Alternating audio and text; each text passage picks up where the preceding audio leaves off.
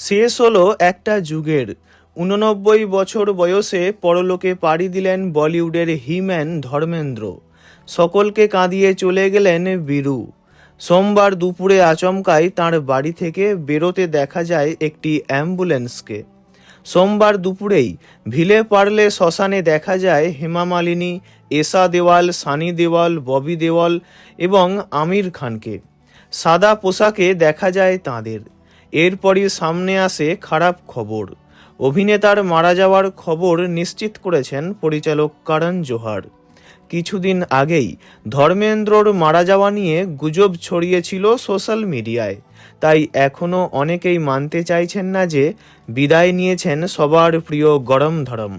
গত 10ই নভেম্বর শ্বাসকষ্টজনিত সমস্যার অবনতি ঘটলে তড়িঘড়ি হাসপাতালে ভর্তি করানো হয় ধর্মেন্দ্রকে। ভেন্টিলেশন সাপোর্টে রাখা হয়েছিল তাঁকে।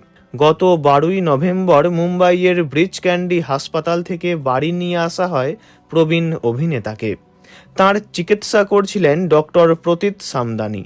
তিনি জানিয়েছিলেন এখন থেকে বাড়িতেই চলবে তাঁর চিকিৎসা।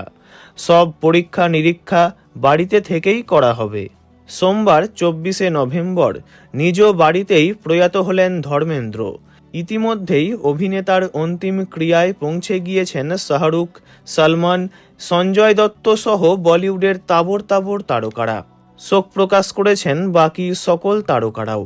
প্রসঙ্গত, অভিনেতাকে শেষবার দেখা গিয়েছিল তেরি বাতোঁ মে ऐसा উলঝা জিয়া ছবিতে। তার কিছুদিন আগেই জয়া বচ্চন ও শাবানা আজমির সঙ্গে জুটি বেঁধে করণ জোহরের রকি और রানী কি প্রেম কাহানি ছবিতে দেখা যায় তাঁকে।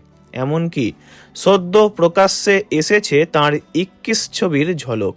ছবির মুক্তি আর তিনি দেখে যেতে পারলেন না। তার আগেই চলে যেতে হলো তাঁকে। ধর্মেন্দ্রর চলে যাওয়া বলিউডের একটা বিরাট স্বর্ণময় যুগের অবসান। পরলোকে ভালো থাকুন বীরু। ওনার বিদেহী আত্মার চির শান্তি কামনা করি। ভিডিওটি এইটুকুই। বিনোদন জগতের সব রকম খবরাখবর জানতে চ্যানেলটি অবশ্যই সাবস্ক্রাইব করবেন। ধন্যবাদ।